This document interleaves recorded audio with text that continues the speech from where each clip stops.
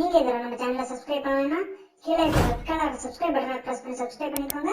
அப்படியே பக்கத்துல இருக்க பெல் ஐக்கனையும் கிளிக் பண்ணிடுங்க. அப்பதான் நம்ம சேனல்ல போடுற வீடியோஸ் எல்லாம் உடனுக்குடன் உங்களுக்கு பார்க்க முடியும்.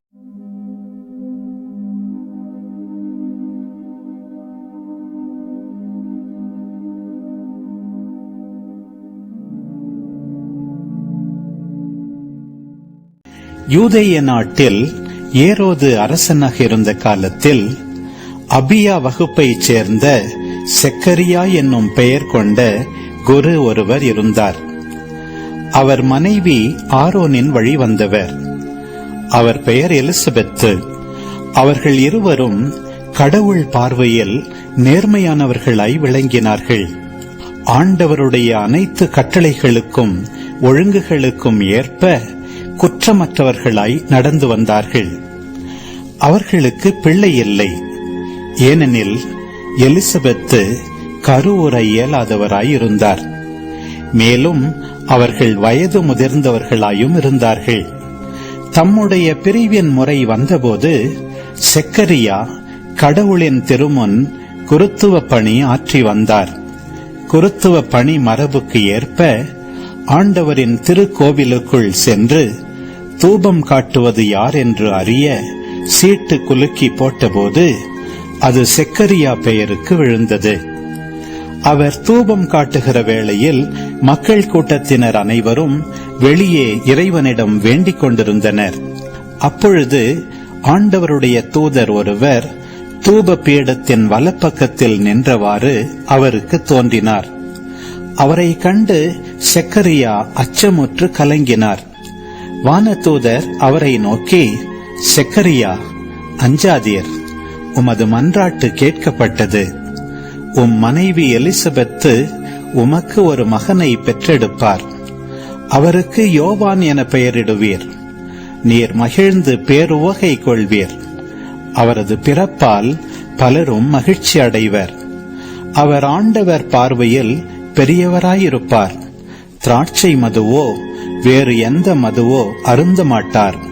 தாய் வயிற்றில் இருக்கும் போதே தூய ஆவியால் முற்றிலும் ஆட்கொள்ளப்படுவார். அவர் இஸ்ரேல் மக்களுள் பலரை தம் கடவுளாகிய ஆண்டவரிடம் திரும்பி வரச் செய்வார். எலியாவின் உளப்பாங்கையும் வல்லமையையும் உடையவராய் அவருக்கு முன் செல்வார். தந்தையரும் மக்களும் உளம் ஒத்துப்போகச் செய்வார். நேர்மையாளர்களின் மனநிலையை கீழ்ப்படியாதவர்கள் பெறச் செய்வார். இவ்வாறு ஆண்டவருக்கு ஏற்புடைய ஒரு மக்களினத்தை ஆயத்தம் செய்வார் என்றார். செக்கரியா வானதூதரிடம், இது நடைபெறும் என எனக்கு எப்படி தெரியும்? நான் வயதானவன், அதுபோல் என் மனைவியும் வயது முதிர்ந்தவராயிற்றே என்றார். அதற்கு வானதூதர் அவரிடம், நான் கபிரியேல், கடவுளின் திருமுன் நிற்பவன். உம்மோடு பேசவும் இந்த நற்செய்தியை உமக்கு அறிவிக்கவும் அனுப்பப்பட்டேன். இதோ பாரும், உரிய காலத்தில் நிறைவேற இருக்கும் என்னுடைய வார்த்தைகளை நீர் நம்பவில்லை. ஆதலால் அவை நிறைவேறும் வரை நீர் பேச்சற்றவராயிருப்பீர். உம்மால் பேசவே இயலாது என்றார். மக்கள் செக்கரியாவுக்காக காத்திருந்தனர். திருக்கோவிலில் அவர் காலந்தாழ்த்துவதை குறித்து அவர்கள் வியப்படைந்தார்கள். அவர் வெளியே வந்தபோது அவர்களிடம் பேச முடியாமல் இருந்தார். ஆதலால் அவர் திருக்கோவிலில் ஏதோ காட்சி கண்டிருக்க வேண்டும் என அவர்கள் உணர்ந்து கொண்டார்கள். அவர் அவர்களிடம் சைகைகள் வாயிலாக உரையாடி வந்தார். பேச்சற்றே இருந்தார். அவருடைய திருப்பணி காலம் முடிந்ததும் அவர் வீடு திரும்பினார். அதற்கு பின்பு அவர் மனைவி எலிசபெத்து கருவுற்று 5 மாதமளவும் பிறர் கண்ணில் படாதிருந்தார். மக்களுக்குள் எனக்கிருந்த இகழ்ச்சியை நீக்க ஆண்டவர் என் மீது அருள் கூர்ந்து இந்நாளில் இவ்வாறு செய்தருளினார் என்று தமக்குள் சொல்லிக் கொண்டார்.